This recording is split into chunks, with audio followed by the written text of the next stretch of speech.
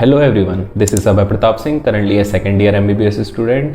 तो यार अब ना नीट के जैसे 7 महीने से भी कम टाइम बचा है और आपका ना एक एक दिन बहुत क्रूशियल है। मैंने अपने टेलीग्राम चैनल पर एक पोल डाला था और यूट्यूब पर भी मैंने एक पोल डाला था और उसमें पूछा था कि आपको सबसे ज़्यादा किस चीज़ में प्रॉब्लम आ रही है।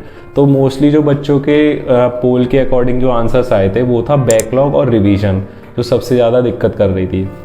और यार इस टाइम पे मतलब सिलेबस आपका लगभग 50% 60% या कुछ बच्चों का हो भी गया हुआ पूरा, और कुछ के बैकलॉग्स बचे हुए हैं जिनके, और कुछ का रिवीजन रह गया है, जो कि बहुत ही क्रूशियल रोल प्ले करता है इस टाइम पे तो खासकर। और ऐसा है ना कि यार मतलब अगर आपका बैकलॉग बचा हुआ है और आपका रिवीजन नहीं हो पा रहा है ढंग से, बिना इन दो चीज़ों के, मतलब आपका बैकलॉग रह गया या फिर आप रिवीजन नहीं कर पाए अच्छे से, तो आपका सिलेक्शन ना नहीं होने वाला। मैं खुद से कह रहा हूँ, बिना रिवीजन और बैकलॉग के ना आपका जो है सिलेक्शन इम्पॉसिबल है। मेरा खुद इसी चक्कर में ड्रॉप्स लगे थे, क्योंकि मेरा एक बार रिवीजन नहीं हो पाता था सही से, या बैकलॉग्स रह जाते थे, कुछ चैप्टर्स में छोड़ के चला जाता था या कुछ टॉपिक्स में छोड़ देता था, सोचता था कि चलो इसमें से एक आध क्वेश्चन आता है। तो आपको ये चीज़ नहीं करनी है।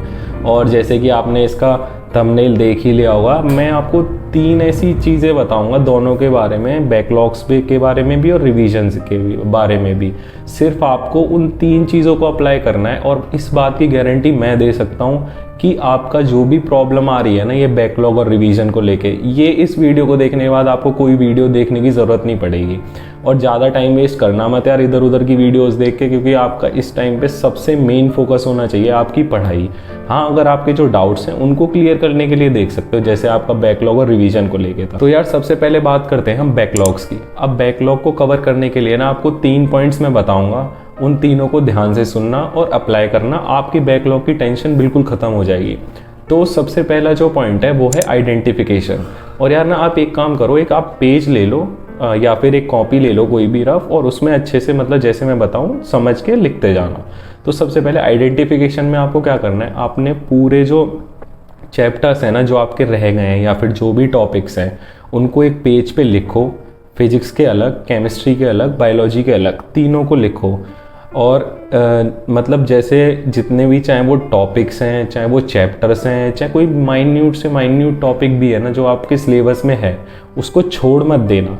क्योंकि यार कई बार ऐसा होता है ना कि हम कुछ चैप्टर्स या कुछ टॉपिक्स ऐसे इग्नोर कर देते हैं कि ये पिछले कुछ 2-3 बार में नहीं पूछा गया है, पिछले 2-3 प्रीवियस ईयर्स में, तो इसके आने के चांसेस कम है, या हमारे टीचर ने ये बोला है कि इससे बहुत कम क्वेश्चंस आते हैं, तो इसको इग्नोर करके चले जाओगे तो आपका सिलेक्शन हो जाएगा।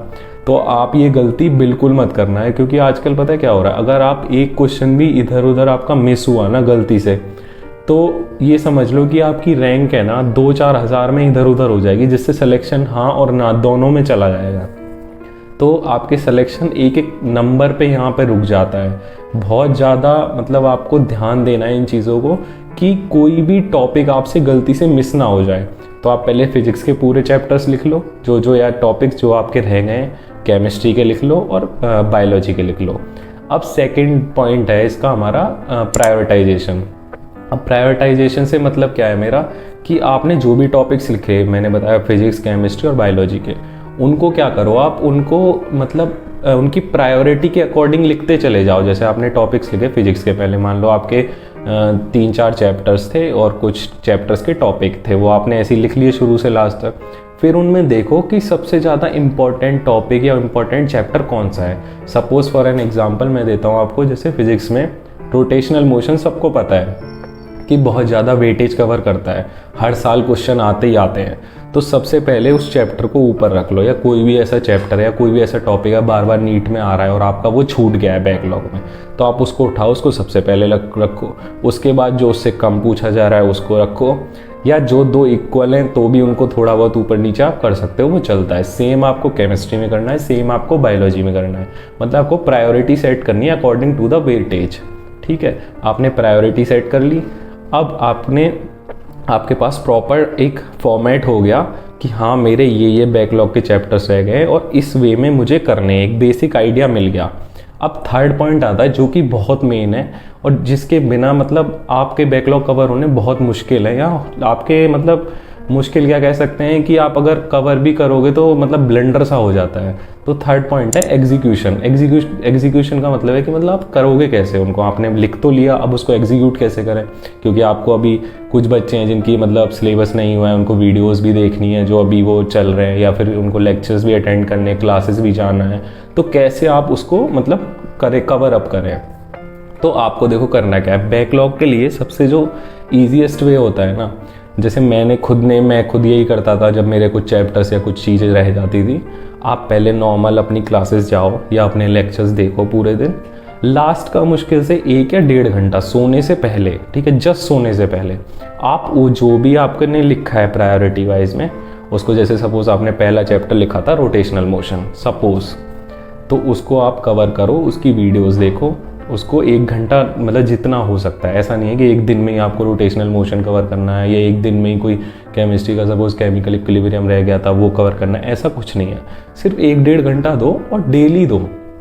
धीरे धीरे आपका मान लो आज 10% काम हो जाएगा, कल को और 10%, अभी 6-7 महीने, तो आपको लास्ट के 2-3 महीनों में तो चलो उससे पहले तो कवर करना ही होता है, तो मतलब 4 महीने मान लो काफ़ी टाइम है। बैकलॉग की इतनी टेंशन लेने की ज़रूरत नहीं है, आराम से कवर हो जाएगा अगर आप इस तरीके से चलोगे तो, ठीक है।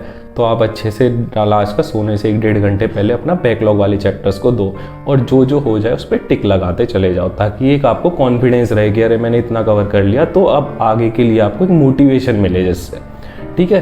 तो ये तरीका था पूरा बैकलॉग को कवर करने का।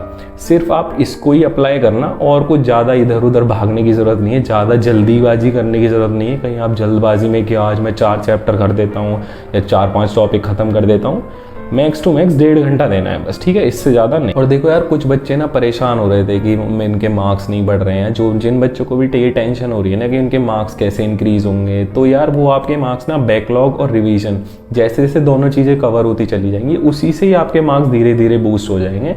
तो उस चीज़ की आप टेंशन अभी छोड़ दो, आप ध्यान दो मेनली बैकलॉग कवर करने पर, रिवीजन पे। तो आपको रिवीजन कैसे करना है, रिवीजन के भी बेसिक 3 स्टेप्स हैं। सबसे पहले आपको क्या करना है कि आपको एक बेस्ट अपना सूटेबल टाइम टेबल चूज़ करना है जिस टाइम पे आपको रिवाइज करनी है चीज़ें। अब यार वो चीज़ कैसे आप चूज़ कर सकते हो, तो जिन बच्चों का, सबसे पहले बताता हूँ, जिनका सिलेबस कंप्लीट हो गया है, अब जिनका सिलेबस कंप्लीट हो गया उनको सिर्फ रिवीजन का काम है, उनको कुछ भी नए लेक्चर्स या नई मतलब क्लासेस के लिए नहीं जाना है। तो उनको क्या करना है, वो सबसे पहले सुबह सुबह उठो, अपने जो चैप्टर्स आपके शुरुआत से, मतलब अगर आप अभी रिवीजन शुरू कर रहे हो, तो सबसे पहले आप अपना फर्स्ट चैप्टर उठाओ, रिवाइज करना शुरू करो सिमिलरली। और आपको तीनों सब्जेक्ट्स के लिए टाइम देना है जिनका सिलेबस कंप्लीट हो गया है, तो उनके लिए तो मतलब रिवीजन इतना ज़्यादा मतलब कॉम्प्लिकेटेड नहीं होगा, क्योंकि उनको कुछ भी नया नहीं करना है। अगर हाँ बैकलॉग है तो बैकलॉग का मैंने आपको पहले ही बता दिया कि आपको बैकलॉग कैसे कवर करने हैं। वो थोड़ा ज़्यादा टाइम भी दे सकते हैं बैकलॉग के लिए, क्योंकि उनको मतलब ऐसा कुछ क्लासेस वगैरह नहीं करनी है। और जिन बच्चों का सिलेबस अभी रह गया है उनको ये चीज़ बहुत ज़्यादा ध्यान में देनी है। उनको क्या करना है कि सबसे पहले आप अपनी क्लासेस या लेक्चर्स जो भी हैं वो नॉर्मली अटेंड करो, फिर उसके बाद जैसे ही आपकी क्लासेस ख़त्म हो तुरंत आपको रिवीजन की तरफ जाना है, ठीक है। कहीं और इधर उधर मत करना। आप अपने जो भी जहाँ से भी आप शुरुआत करना चाह रहे हो, अपने पहले चैप्टर से या दूसरे से, आपने 2 कर लिए हैं, जितने भी टेस्ट दे लिए आप नए टेस्ट के लिए कर रहे हो, तो आप वहाँ से रिवाइज करना शुरू करो। और एक मतलब कंसिस्टेंसी में चलना, ऐसे नहीं कि आज ये वाला चैप्टर कर लिया कल को 4 चैप्टर छोड़ के 5वें चैप्टर पे चले गए, ऐसे मत करना। एक तरफ से चलना ताकि आपको एक मतलब रिदम बना रहे और एक कंसिस्टेंसी रहे, जिससे आपको मतलब एक आइडिया रहे कि मेरा इतना कवर हो गया, मेरा ये रह गया। वरना लास्ट में ऐसे ब्लंडर सा हो जाता है कि कौन सा चैप्टर छूट गया था, कौन सा नहीं छूटा था, जब बहुत ज़्यादा सिलेबस हो जाता है। ये मैं सच में बता रहा हूँ, ये बाद में बहुत कन्फ्यूज़न होती है, मेरे साथ भी हो जाती थी, इसीलिए मैं शुरू से ही शुरू करता था और ऐसे मतलब चैप्टर वाइज चलता था, ये नहीं कि पहले ये बाद में ये, ठीक है। तो ये हो गया आपका सबसे पहले कि आपको टाइमिंग कैसे चूज़ करनी है। दूसरा आपको समराइज़। अब समराइज़ का से क्या मतलब है, आपको जो भी आप चैप्टर रिवाइज कर रहे हो उसको एक समरी सी बना के लिख लो। ये चीज़ मेनली आपको फिजिक्स में बहुत काम आएगी, फिजिक्स और केमिस्ट्री में, फिजिकल केमिस्ट्री या इनऑर्गेनिक वगैरह में। आप क्या अगर समराइज़ कैसे कि आप अपने, जैसे आपने कोई भी एक फिजिक्स का पूरा चैप्टर रिवाइज किया, उस चैप्टर के फॉर्मूलेज अपने आप लिखो, जितने भी फॉर्मूलेज आपको याद आ रहे हैं पूरे चैप्टर के, आप अच्छे से लिख के देखो। फिर आप कोई भूल रहे हो या वो रहे हो, फिर लास्ट में चेक करोगे हाँ जी ये भूल गया था, तो ये वो लिख लो। तो इससे आपको क्या है, एक पूरे चैप्टर की समरी सी आपको दिमाग में, मतलब एक बेसिकली एक कह सकते हैं कि माइंड मैप सा बन जाएगा कि पूरा चैप्टर मेरा कवर हो गया है, ठीक है। और उसी तरह से आपको मतलब बायोलॉजी में तो आप ऐसा नहीं कर सकते हो कि एक चैप्टर को समरी करके लिख लोगे। तो बायोलॉजी में वही नॉर्मली आपको आपके नोट्स या एनसीईआरटी जो भी आप पढ़ रहे हो उससे एक बार अच्छे से रीडिंग मारो। और हाँ, क्या करना है आपको, जो रिवीजन करना है ना, जो जिन बच्चों की क्लासेस वगैरह चल रही हैं उनको ऐसा नहीं है कि एक दिन में ही आपको पूरे 4 चैप्टर का टारगेट बना लेना है, या ऐसे मतलब कि आज मुझे तीनों सब्जेक्ट्स पढ़ने, ऐसा मत करना। 2-2 सब्जेक्ट डिवाइड कर लो आप, जैसे एक दिन फिजिक्स बायो, एक दिन केमिस्ट्री बायो, ठीक है। और ऐसे ऐसे कि चैप्टर को 4 पार्ट्स में डिवाइड कर लिया, 3 पार्ट्स में या 2 पार्ट्स में, जैसे आपको सूटेबल हो वो इतना डिवाइड करके उस हिसाब से टारगेट सेट करके तब आपको रिवाइज करना है। मतलब वही है, आपको छोटे छोटे टारगेट्स बनाने हैं और तब आपको उनको एग्जीक्यूशन करना है, ठीक है। तो थर्ड पॉइंट है वो है हमारा focus on the weak areas. मतलब आपको क्या है कि आपने रिवाइज तो सबको करना है एक तरफ से, वो तो आपको उसमें तो कोई डाउट होना ही नहीं चाहिए। रिवीजन तो सबका ही करना है और एक तरफ से ही करना है, इधर उधर नहीं भागना। लेकिन जब आप रिवीजन कर लो, जैसे मान लो सपोज आपके 5-5 चैप्टर्स रिवाइज हो गए, अब आप उनमें से ये चीज़ ढूंढो कि आप बार बार कौन सी चीज़ें भूल रहे हो, कौन सी चीज़ें आपकी वीक है। मतलब आपको बार बार कुछ चीज़ें ऐसी होती हैं, वॉलेटाइल होती हैं, बहुत जल्दी भूल जाते हो। सपोज़ करो आप बायोलॉजी में एनाटॉमी इन फ्लावरिंग प्लांट्स या फिर मॉर्फोलॉजी के चैप्टर्स हैं, उनमें बहुत सारे एग्जांपल्स होते हैं, बार बार भूलते हैं। तो आप वो एक मार्क करके रखो कि इन चैप्टर्स को मैं बहुत ज़्यादा भूल रहा हूँ, इनके फॉर्मूले, या फिजिक्स में किसी चैप्टर के फॉर्मूले आपको याद नहीं होते, बार बार भूल रहे हो। तो ऐसे चैप्टर्स को एक दिमाग में या कहीं पे लिख लो कि हाँ ये मेरे वीक एरियाज हैं। तो ये मैं जब अगली बार रिवीजन करूँगा, तो जब मेरा मतलब सेकंड रिवीजन होगा, तब मैं सबसे पहले इनको ही चैप्टर को देखूंगा, ताकि मुझे पता रहे कि ये मेरे चैप्टर्स वीक थे और अब मैंने स्ट्रॉन्ग कर लिए हैं। तो आपको उनको ज़्यादा ध्यान देना है, ठीक है। तो ये बेसिकली मैंने आपको 3 सिंपल वेज में बता दिया कि आपको रिवीजन कैसे करना है और आपको बैकलॉग कैसे कवर करना है। यही चीज़ें आपकी हेल्प करेंगी जो टेस्ट सीरीज़ या फिर जो भी आपका आने वाला नीट का एग्ज़ाम है, उसमें आपके मार्क्स जो है बहुत बूस्ट हो जाएंगे। और अगर आप इसी वे में सिर्फ आपको एक चीज़ से चलना है, वो है कंसिस्टेंसी। मतलब इसी वे में पूरे जितना भी टाइम बचा है 7 महीने, इसी वे में चलना, ठीक है। इधर उधर मत भटकना कि कहीं आप मेरी वीडियो देख ली, अब किसी और की वीडियो देख लेंगे, उसके बाद जो वो बताएगा उसका भी लिख लेंगे, मेरा भी लिख लेंगे, पता ही नहीं चल रहा किसका एग्जीक्यूट करें। फिर जाके तीसरे बंदे की देख लोगे। तो इधर उधर मत भागना, अपना एक जगह स्टिक रहो, अच्छे से तैयारी करो। बाकी और भी कोई दिक्कत आ रही हो तो मुझे कमेंट सेक्शन में बता देना, मैं उसके बारे में भी आपको ज़रूर वीडियो बना दूंगा। और आपको कोई भी प्रॉब्लम है तो आप कमेंट कर सकते हो, मैं आपकी ज़रूर हेल्प करूंगा।